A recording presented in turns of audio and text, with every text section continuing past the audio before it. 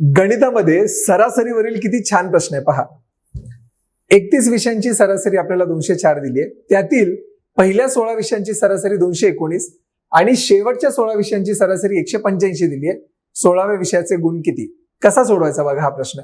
आपण अजून काय करायचे, सगळे जे 31 विषय आहेत ते 204 मार्कांचेच आहेत असं आपण अजून करायचं. म्हणजे 16वा जो विषय असेल, 16वा विषय तो पण 204 मार्कांचाच असेल. आता पहिल्या 16 विषयांची सरासरी 219 आहे. मग याचा अर्थ हे जे 219 आहे ते 204 पेक्षा कितीने जास्त आहे बरं? तर ते 15ने जास्त आहे. मग आता प्रत्येक विषय 15ने जास्त आहे. टोटल 16 विषय आहेत.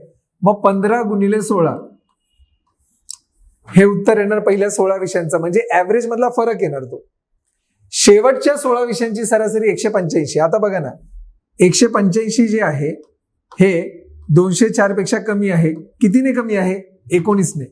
म्हणजे 19ने कमी असल्यामुळे मी -19 घेणार आणि 16 विषय असल्यामुळे गुणिले 16 घेणार. हा ऍव्हरेज मधला फरक झाला. आता 15 गुणिले 16 आणि -19 गुणिले 16 बघा किती येते उत्तर. तर मी काय करणार, 15 गुणिले 16 वजा 19 गुणिले 16. 16 जर मी कॉमन काढलं, 15 वजा 19 मला सांगा किती येणार? हे -4. 16 गुणिले -4 16 64, म्हणजे -64 उत्तर आलं. याचा अर्थ काय, आपण जे 204 मानलं होतं त्याच्यामधून हे 64 मला वजा करावे लागतील. बघा ना, 204 वजा 64 मी जर हे केलं तर तुमचं उत्तर येणार 140, जे आहे ऑप्शन क्रमांक 4.